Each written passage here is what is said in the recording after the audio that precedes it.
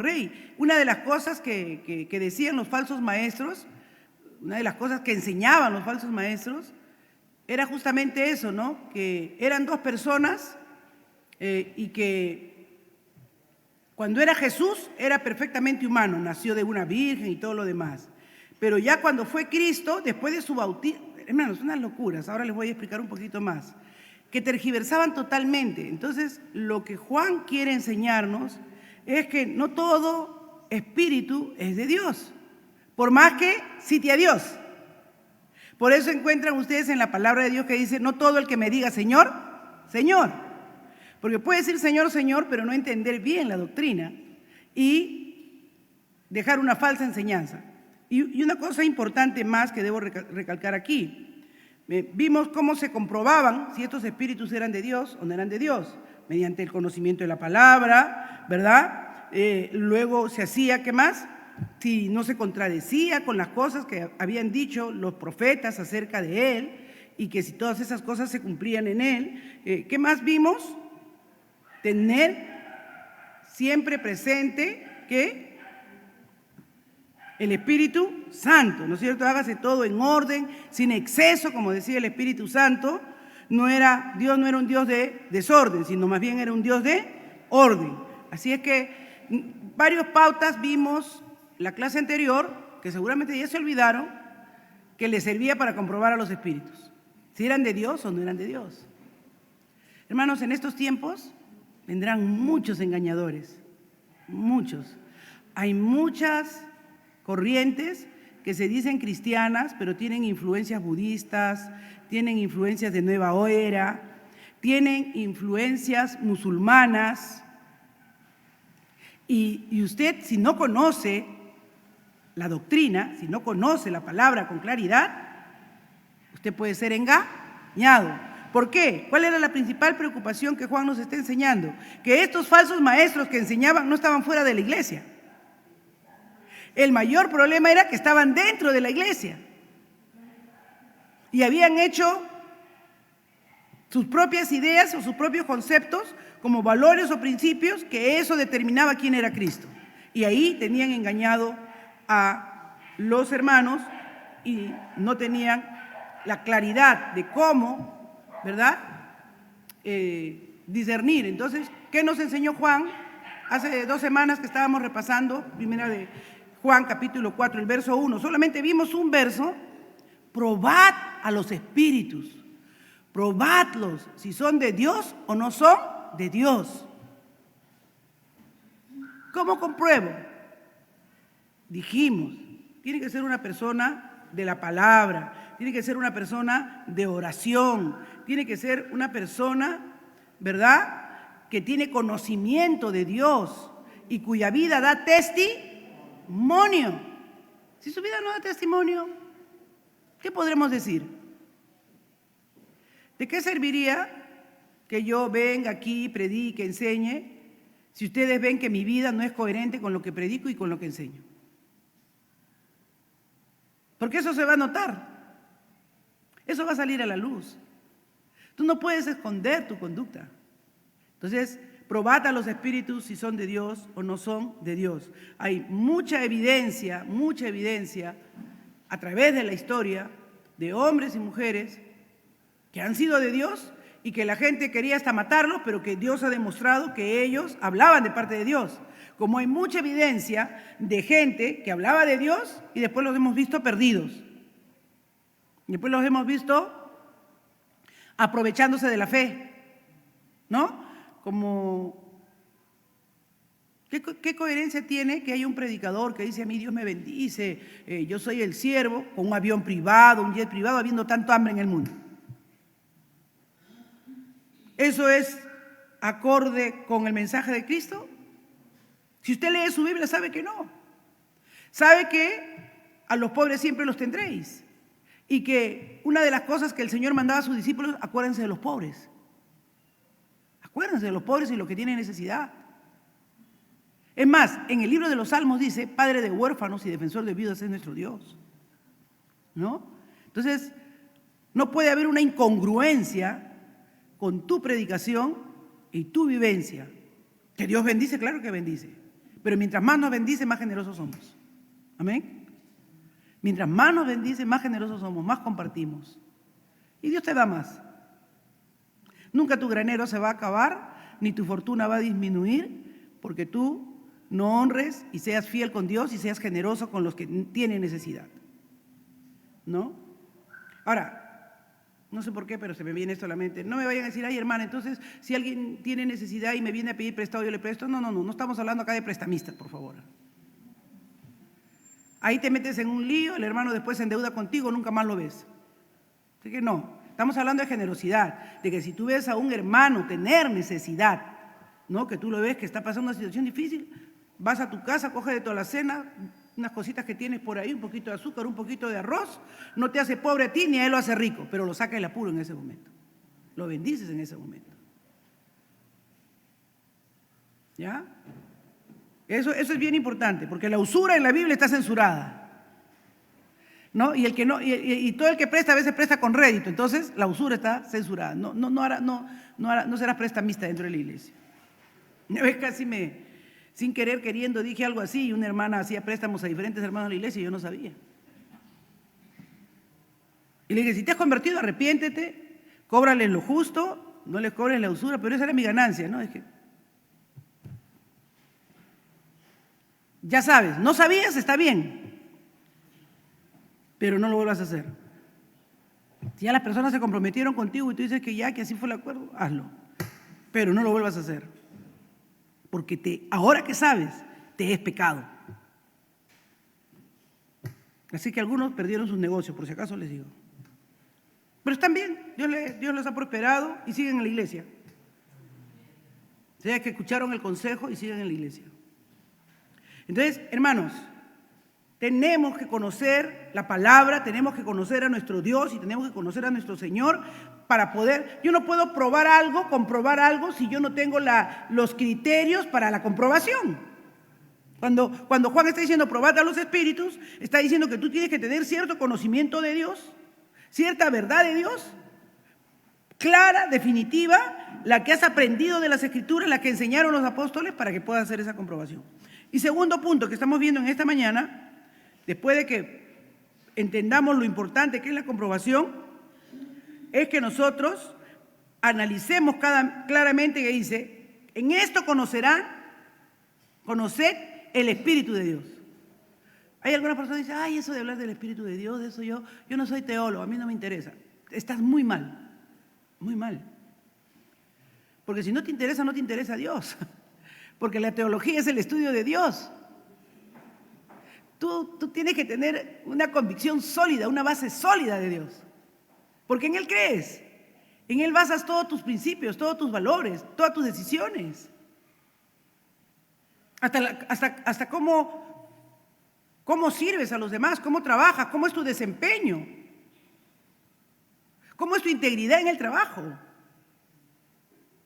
¿A qué cosas tú te atreves? Porque tienes principios. Porque a veces uno cree en la palabra hasta cierto punto y después no. Siempre me acuerdo de un gerente brasileño que estaba en el equipo de gerentes que nosotros estábamos de Sudamérica. En ese tiempo yo solamente era gerente acá en Perú y entonces representaba a Perú siempre en las reuniones de mi trabajo, ¿no? Y a veces cuando teníamos las reuniones con los CEO de Estados Unidos, ellos pedían, pues no, la iglesia debe hacer esto, así deben hacer las becas para los jóvenes, pero es que nuestros socios también deben aportar, que nos decían un montón de cosas, ¿no? Porque ellos de socio, partnership, ellos veían un socio como si fuera un socio americano, pues no una iglesia gringa que tiene un montón de plata, pero decía, nuestros socios les falta tanta plata como a nuestros niños, les decía yo, ¿no? Es imposible que podamos pedirles que ellos aporten, colaboren, que ellos también den para la beca de los chicos, que los hermanos que tienen mayor recurso. O sea, estamos hablando de fantasía porque a veces no cubren ni el sueldo del pastor. Y entonces conversamos así nosotros, ya, ahora cuando regresen y nos digan a ver cuál es la propuesta, les vamos a decir bien claro que eso es imposible, que eso no. Entonces, ya don Armenio, usted arranca, porque usted es el que mejor habla inglés de todos. Entonces, estábamos en la conversación, ahí hablando y diciéndole, hermano, sí, pero esto no tomaría, sería muy complicado, decía, ¿no? Porque él tenía su dejo brasileño, él era brasileño, que esto, que el otro, yo le digo. Yo le decía, sí, pues no, ya, dile que no se puede, así le decía. Y entonces, uno de nuestros jefes, Gordon Mullinex, me acuerdo que ese pata tenía ojos en la espalda, creo, me dice, Rosario, ¿qué cosa tiene que decir él que no lo dice? Y entonces, bueno, lo que hemos hablado y considerado es que ustedes hablan de una iglesia que no es una iglesia sudamericana, que no es una iglesia al menos de Perú o de Bolivia o de Ecuador o de Colombia. Nosotros trabajamos en barrios marginales, en zonas pobres. Ahí las iglesias a veces no están ni totalmente construidas, con la ayuda de los padres arman aulas, salones, le digo, ¿no? Entonces, eso es algo que no se puede hacer. Y entonces el gringo dice, ¿y por qué me han dejado hablar 2 horas y no me han dicho eso antes? Bueno, es que lo pensamos antes de decirle. Y yo le digo, pues, ya ves, ¿por qué no le dijo? ¿Tú qué cosa crees? Yo tengo que pensar en mis hijitos antes de hablar. O sea, la idea era, ¿no? Yo pienso que si yo le digo esto así a los jefes, me van a mirar a mí como mal y me puede botar del trabajo. Entonces le digo, pero don Armenio, le digo que falta integridad. Tenemos que pensar primero en los que representamos. A nosotros nos pagan por representar al país, por ser gerentes del país. Si tú no tienes tus valores, si no sabes que Dios es el que te ha puesto en un lugar o que Dios te sostiene en un lugar, ¿qué va a pasar? Vas a pensar primero en tus hijitos. Y ese era nuestro lema.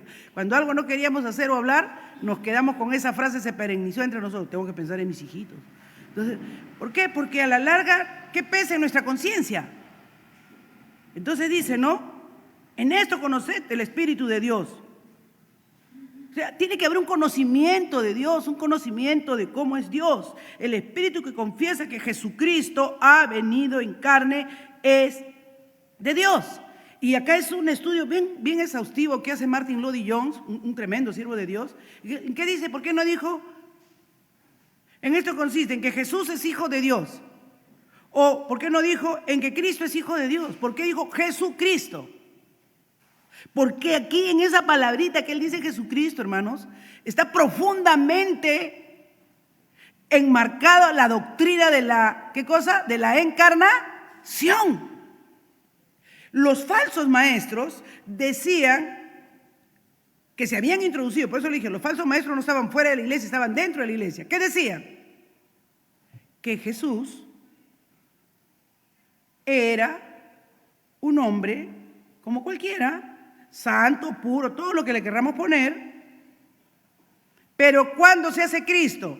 En su bautismo, decían ellos. Porque en su bautismo, como se ve al Padre, al Hijo, este es mi Hijo amado en quien tengo complacencia, dice, ahí desciende el Cristo y se encarna en el Jesús. Y cuando ya va a llegar a la cruz, Él no puede pues padecer muerte ni morir. Entonces ya queda nuevamente Jesús y Cristo asciende. Entonces no pagó por nuestros pecados. No hubo un justo que muriera por los injustos. Y qué importante, hermanos, porque uno dice, bueno, son uno de los nombres de Cristo. No es solo uno de los nombres de Cristo, es el misterio de la encarnación. Dios hecho hombre en una sola persona, 2 naturalezas en una sola persona. Jesucristo. Cuando tú estás diciendo Jesucristo, estás diciendo que Él fue humano, pero que también fue divino.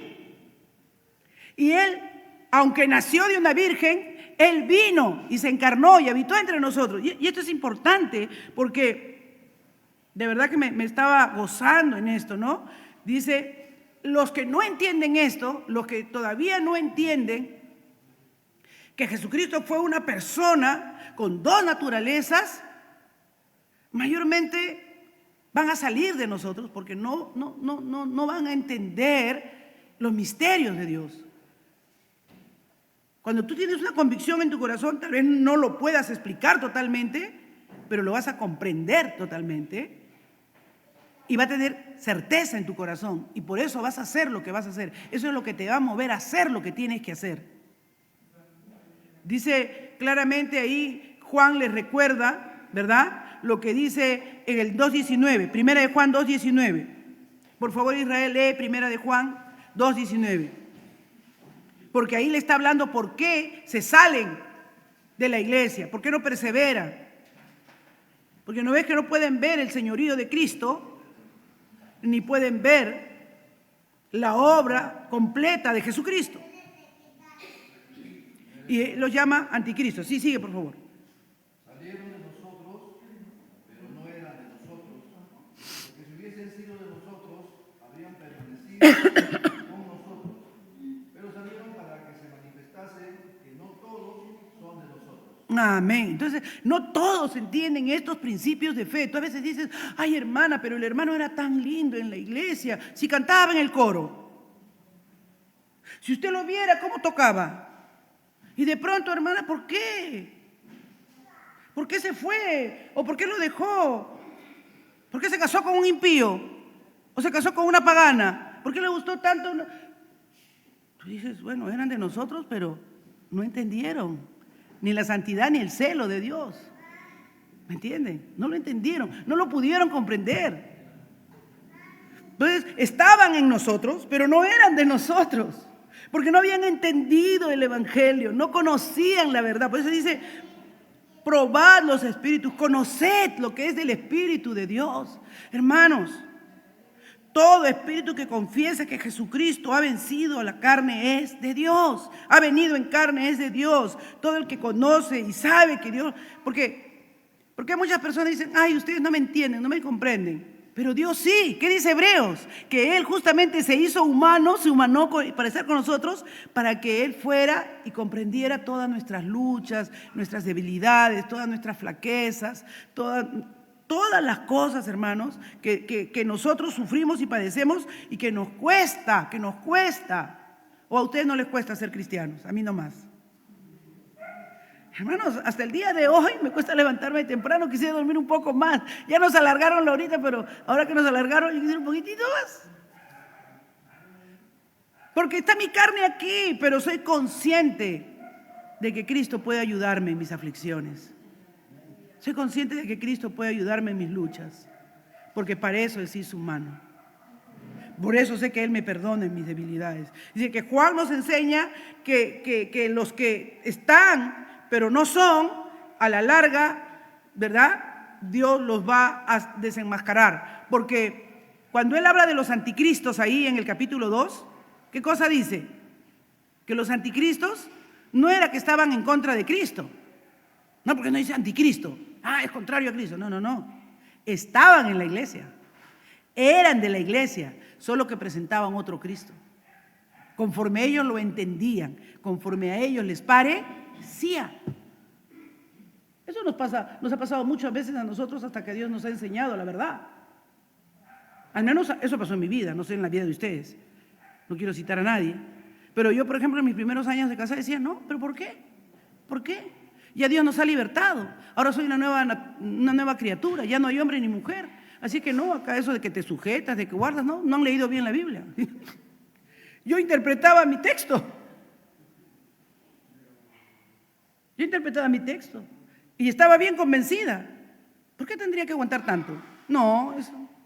Dios no nos ha llamado a esclavitud, eran textos. Y a mí me parecía pues que era una esclavitud, que yo tenga que decirle, ay Carlitos, que permiso para esto, que aquello, que mi amor para acá. Hasta que me convertí. O sea, en cada cosa Dios tuvo que ir liberando mi mente y mi pensamiento y diciéndome, si eres así, no eres de Cristo. Porque Cristo manda otra cosa. Cristo demanda otra cosa de ti. Y ahí tienes tus batallas. Dice, estas personas predican a otro Cristo. A un Cristo, ¿no? 2 Corintios 11:4, por favor, milagritos. Búscalo y léelo. 2 Corintios 11:4. ¿Qué?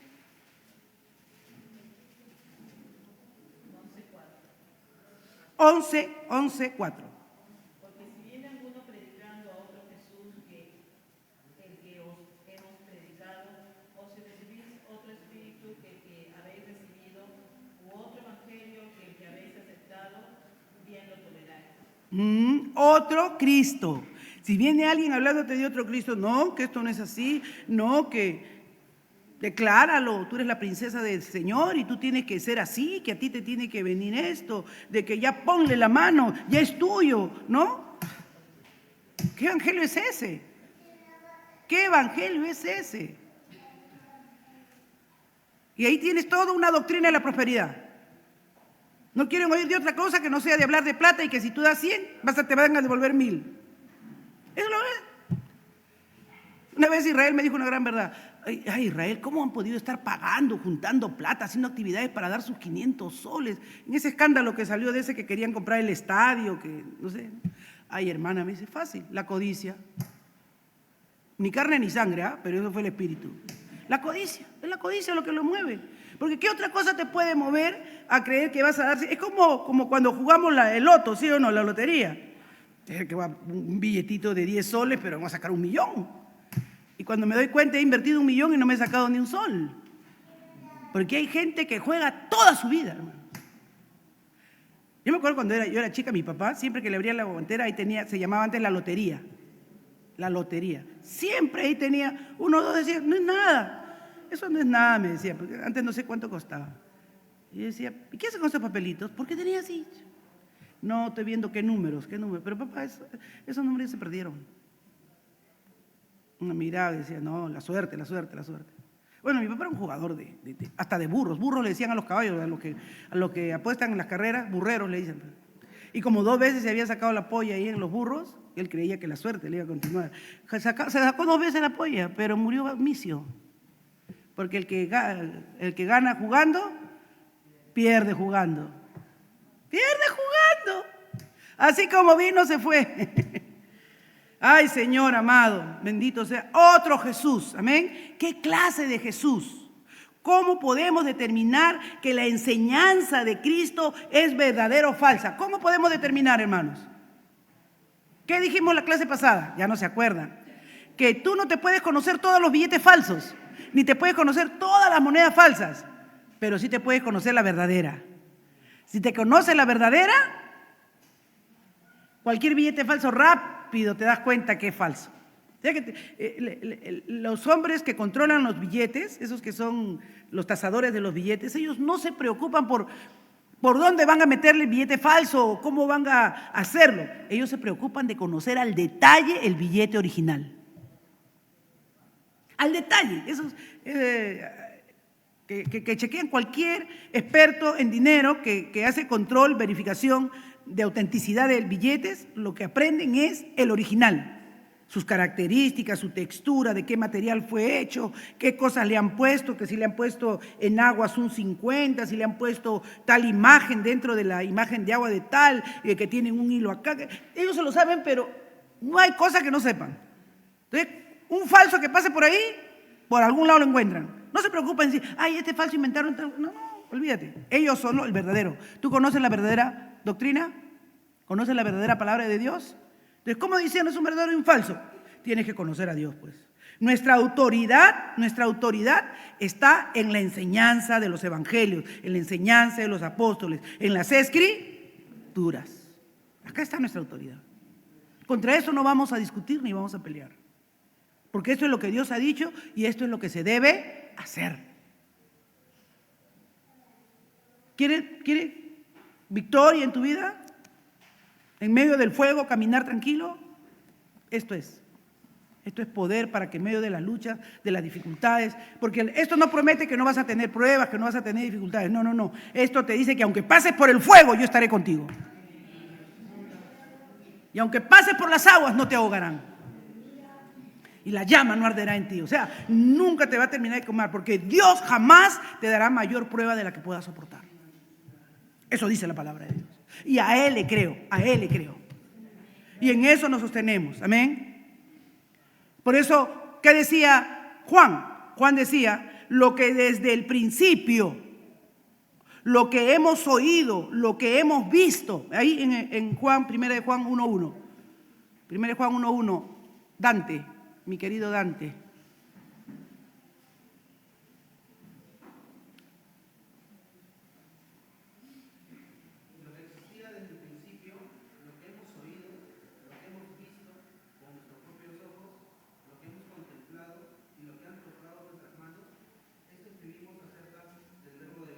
Amén. Entonces, no es solo una narrativa, no es solo algo que he oído, decía Juan.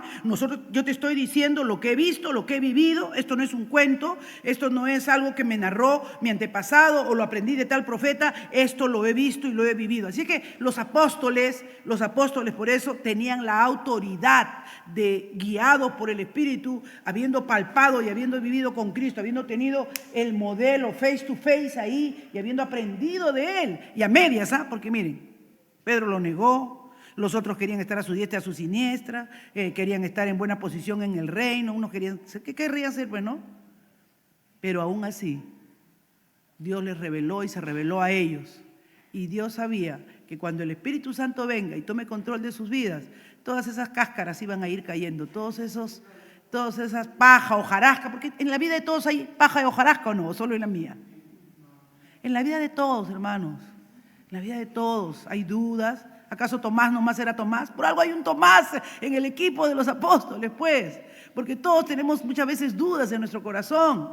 Todos sufrimos ambigüedades. Todos tenemos temores, ¿no? Y Dios es el que va obrando, va ministrándonos por su palabra. Entonces dice, para que tuviéramos una comunión con Él, los apóstoles han escrito estas cartas, los discípulos del Señor han querido dejar memoria de cómo tenemos que vivir, de cómo tenemos que andar en la fe, de cómo tenemos que comportarnos día a día. Amados, esto es vital, esto es importante. Tú y yo tenemos que entender, ¿verdad?, que la doctrina, el fundamento, que la palabra de Dios, iluminada y guiada por el Espíritu, es el mayor soporte, el mayor sustento en el día que clamo, en ti confío, Señor, porque tú eres Dios, tú eres Dios. O sea, Jesucristo es Dios y es hombre. Y Él vino y habitó entre nosotros y Él pagó por nuestros pecados, Él limpió nuestros pecados. Amén. Por eso le dice, si tú quieres comprobar, si te responde que Jesucristo vino en carne, ese es, ¿no? ¿Qué dice? Y el texto dice, conoced los espíritus, todo espíritu que confiesa que Jesucristo ha venido en carne es de Dios. Y acá hay un punto importante en que debemos detenernos. Miren lo que dice, Juan está haciendo una afirmación poderosa, porque eso de decir ha venido quiere decir que ya existía. ¿Se dieron cuenta de ese detalle? Jesucristo ha venido en carne, ahí está hablando de la encarnación. Yo le digo, estos dos pasajes son, hermanos, dinamita pura en nuestra mente cuando llegamos a entender y a comprender, porque cada palabrita tiene un significado profundo. Por eso es que está hablando guiado por el Espíritu. Cuando dice ha venido, está asumiendo que Él ya ha preexistido.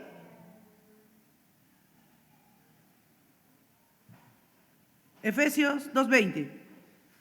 A ver, Dayana, léelo por favor.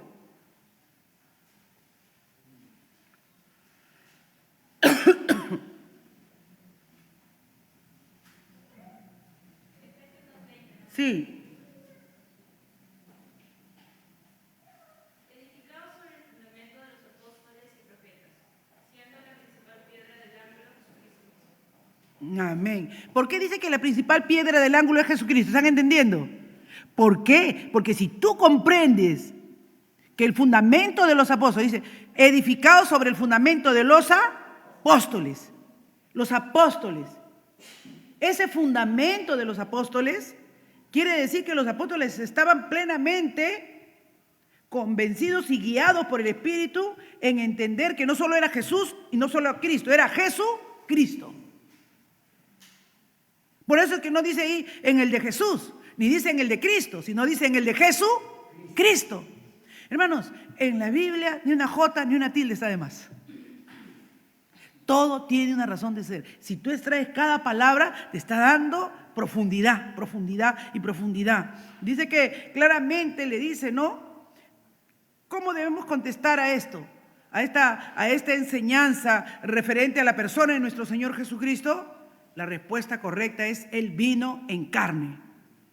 Y cuando decimos Él vino, estamos diciendo, Él ha preexistido, Él estaba primero con el Padre, Él estaba ya en su reino, y condescendió, y ahí estamos revelando todo lo que nos dice Filipenses, ¿no? Que Él no escatimó ser igual a Dios como cosa que aferrarse, sino que se despojó a sí mismo, haciéndose hombre, tomando forma.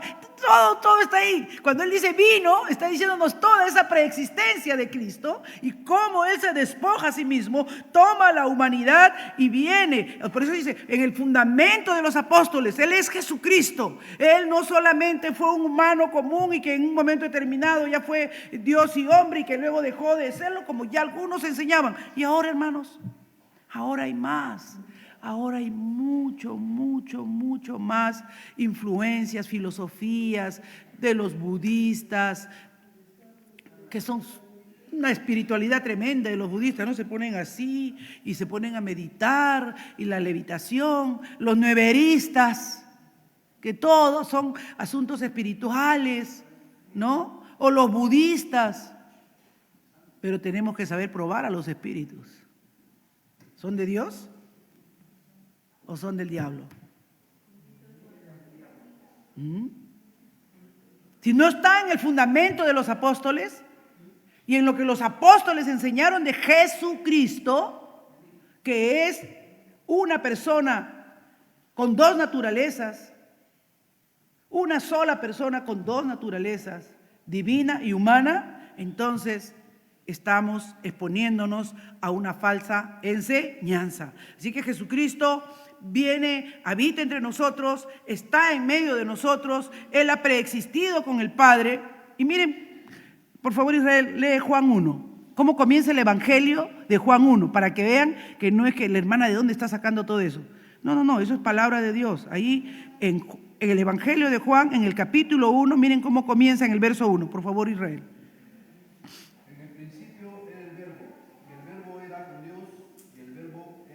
La preexistencia de Cristo. Y entonces está diciendo, este que era en el principio con Dios ha venido a vivir entre nosotros y Él es Jesucristo. Es Dios y es hombre. Está ahí.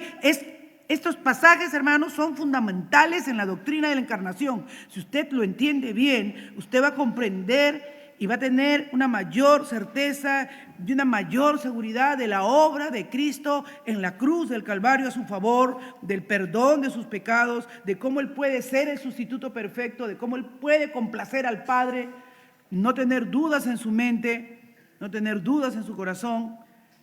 Cristo el Eterno llegó del cielo, vino, habitó entre nosotros. Cuando tenemos esta claridad, hermanos, se acabaron los santos, respetamos a María como madre del Señor, pero no tiene nada que hacer. Ella es tan humana como nosotros. De ella sí podemos decir que es humana como nosotros, que fue santa, piadosa, virgen y todo lo que ustedes le quieran poner, pero humana. No hay en ella poder para que sea nuestra intercesora.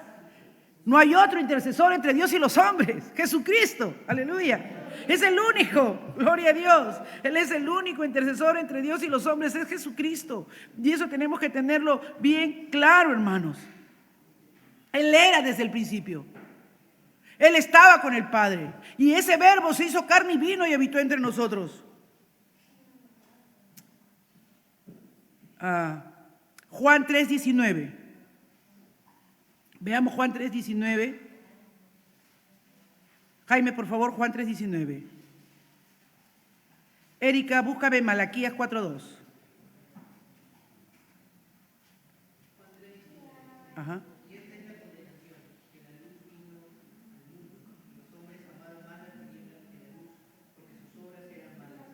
Ajá. ¿Y esto es qué cosa? Esa partecita, por favor. ¿Y esto es lo que cosa? Claro, porque la luz vino. No nació la luz vino. Él preexistió, Él estaba con el Padre desde el principio, fue con Él, estaba en Él, pero Él vino al mundo y entró entre nosotros y los hombres amaron más las tinieblas que la luz. Hermanos, qué dolor debemos sentir cuando nosotros le hablamos a alguien de Cristo y cualquier cosa tiene más valor que Cristo mismo. Cuando en nuestra vida otras cosas toman prioridad en vez del Señor. Si la luz nos ha alumbrado, nosotros no podemos dejar de amar a Cristo como lo hacemos, hermanos. Amén. ¿Qué dice Malaquías 4:2?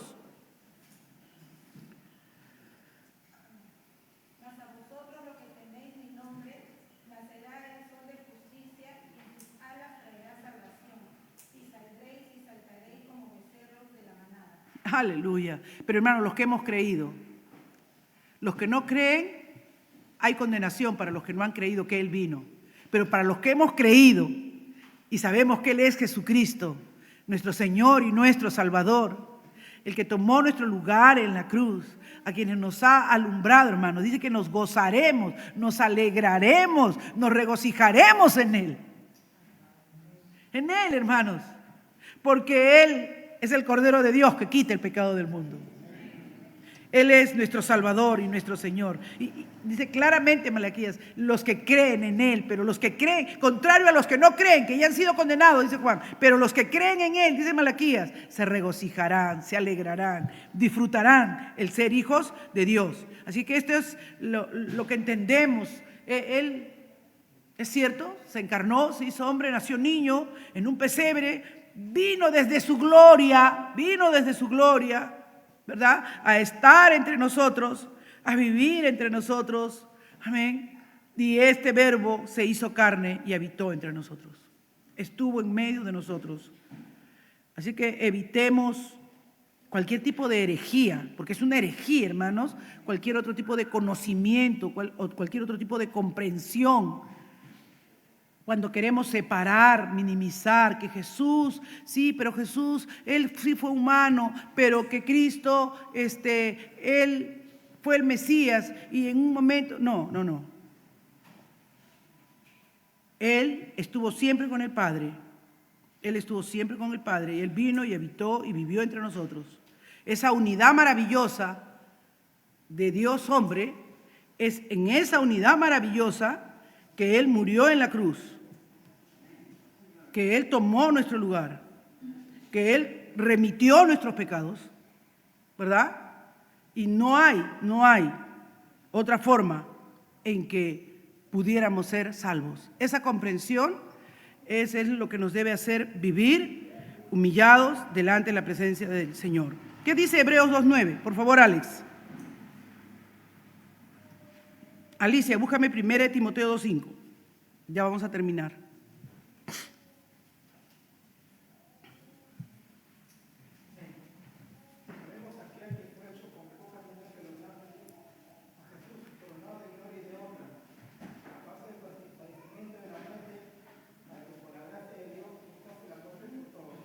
Amén.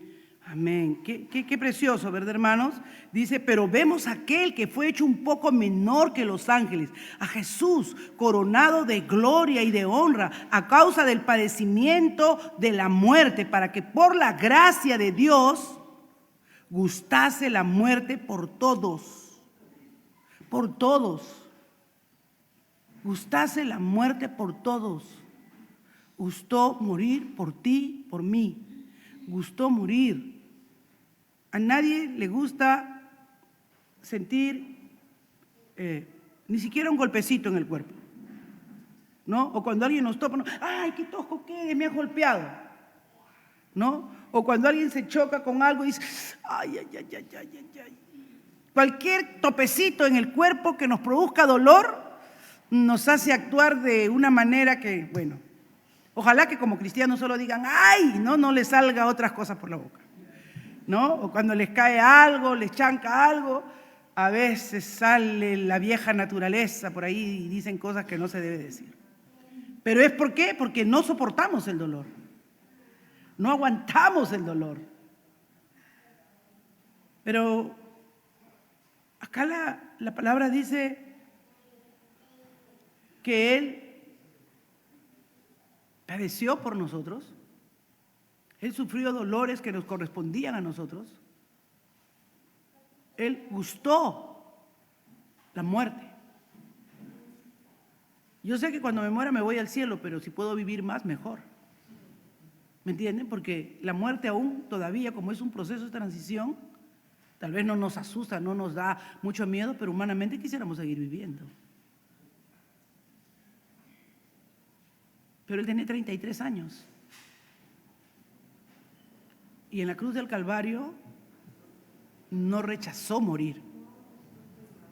Él dijo, mi vida nadie me la quita, porque mi Padre podría mandar 1.000.000 de ángeles. Nadie me la quita. ¿Entienden eso, hermanos? Nadie me quita mi vida, yo la pongo. Ya vosotros no sois mis siervos, dice, vosotros sois mis amigos. Hermanos, son cosas que, oye, en el mejor de los casos debe afectarnos, ¿no? Porque ¿qué amigo tienes tú que esté dispuesto a dar su vida por ti? ¿Qué amigo? Yo entiendo que a veces un padre pueda lanzarse al agua por tratar de salvar a su hijo. Yo entiendo eso. Pero que gustosamente sepa que va a morir en tu lugar, no. Aun cuando ese padre se tira, sabe que se arriesga, pero vale la pena, es su hijo, ¿no? Va a tratar de salvarlo y salvarse él. No se está tirando para morirse junto con su hijo. ¿Se dan cuenta de la diferencia? Pero él sí sabía que iba a esa cruz a morir. Lo hizo con gusto. Que haya esa disposición, hermanos, en nuestro corazón. Cuando nos levantamos temprano cada domingo, hacerlo con gusto. Es para mi Señor. Es para el que no escatimó nada por mí. Es para el que lo dio todo por mí. Mantengan eso, hermanos. Necesitamos mantener eso.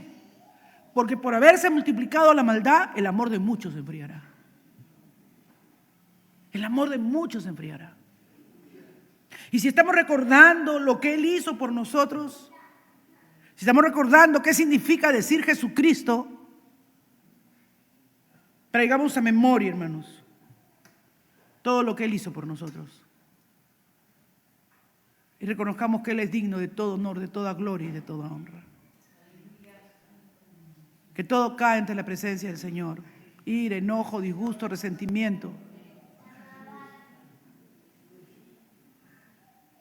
Situaciones que tú dices en tu mente y en tu corazón, eso sí no lo voy a perdonar. Pero puedo decir con autoridad aquí, hermanos, que en mi carne, en la forma en que yo soy, habría habido cosas que en mi matrimonio, por ejemplo, yo no habría perdonado. Pero cuando me he ido de rodillas delante de Dios, ¿quién soy yo para no perdonar? ¿Quién soy yo para no perdonar? Si Dios me ha perdonado. Y me he levantado, hermanos, y nunca más he vuelto a tocar el asunto. Y he perdonado. Porque ninguno de nosotros es más justo que Dios. Es más justo que Cristo. Y una vez alguien, no recuerdo bien, en esta semana me dijo, ay hermana, pero tantas veces con lo mismo. Por algo Jesús habrá dicho 70 veces 7.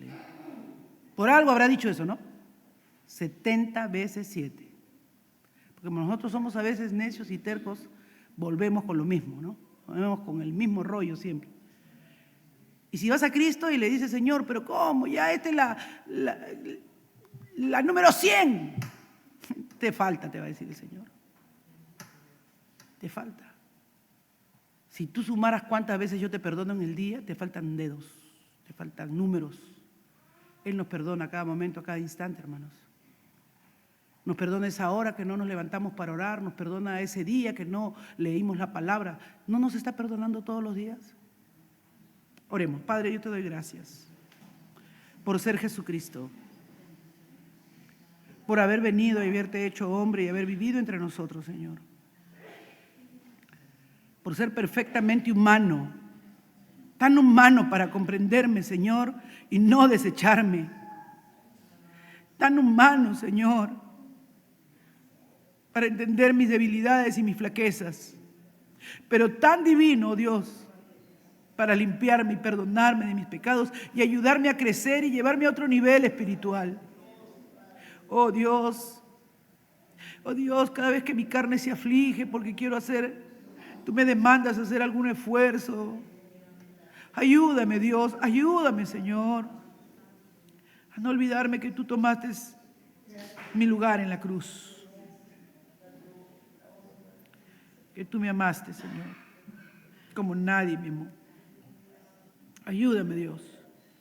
Ayúdame, Padre Celestial. 1 Timoteo 2:5 y terminamos.